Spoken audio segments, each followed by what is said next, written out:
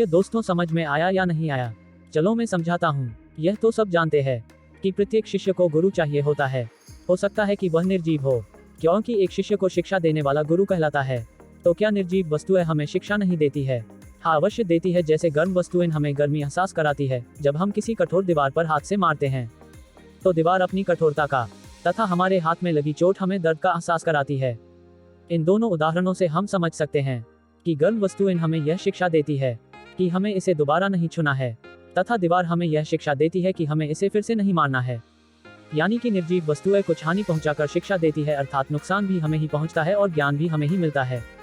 और इसे ही अनुभव कहते हैं। जबकि इंसान हमारे से कुछ धन मांगता है और बदले में हमें शिक्षा देता है, यानी कि इंसानी गुरु द्वारा शिक्षा के बदले में मांगा गया धन प्रत्यक्ष रूप में एक शिष्य को किसी भी रूप में नुकसान पहुंचाना अनिवार्य नहीं है। यह शिष्य से संबंधित पेरेंट्स द्वारा दिया जा सकता है और इंसानी गुरु शिष्य को भविष्य में होने वाले नुकसान के विषय में पहले ही बता देता है, जिससे शिष्य अपने भविष्य में होने वाले नुकसान से बच सकता है। अब आपको यह तो पता चल गया होगा कि हम गुरु किसे कहेंगे तथा हमें क्यों अनिवार्य है। अब आपको यह समझाता हूँ कि गुरु को शिष्य क्यों अनिवार्य है। अब आपको यह तो पता ही है कि हमारे पास में किसी भी विषय से संबंधित कितना भी ज्ञान क्यों ना हो, यदि हम उसे किसी को न बताएं या किसी समस्या के समाधान में उपयोग न करें तो वह महत्वहीन होगा।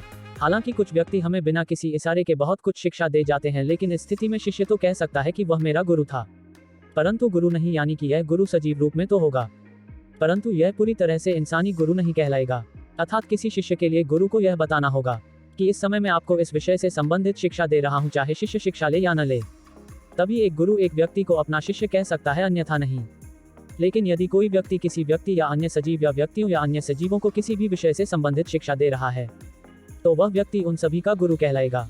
परंतु यदि कोई व्यक्ति इस प्रकार के स्थान से संबंधित गुरु के ज्ञान को चुराता है या गुरु मानते हुए किसी भी इसी या इसी स्थान पर इसी विषय से संबंधित ज्ञान अर्जित करता है तो उनके गुरु ऐसे व्यक्ति को अपना शिष्य कह सकते हैं। तब हम इस निष्कर्ष पर पहुंचते हैं कि एक व्यक्ति द्वारा किसी अन्य व्यक्ति या व्यक्तियों या अन्य सजीव या सजीवों को अपना या अपने शिष्य कहने के लिए अनिवार्य रूप से कम एक व्यक्ति या अन्य सजीव को यह बताकर या जताकर की शिक्षा दे रहा हूँ। शिक्षा देनी होगी, तब ही कोई व्यक्ति अपने आप को किसी विशेष रूप का गुरु कह सकता है।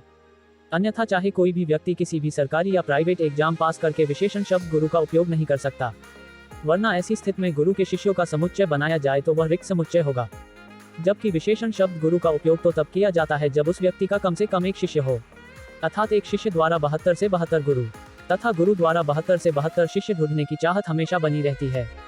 तो ध्यान रखना मित्र, अब से यह कभी भी यह मत सोचना कि अब उसे किसी भी शिष्य की आवश्यकता नहीं है, क्योंकि एक एक करके ही इंसान किसी से जुड़ते हैं और एक एक करके ही इंसान किसी से अलग होते हैं। थैंक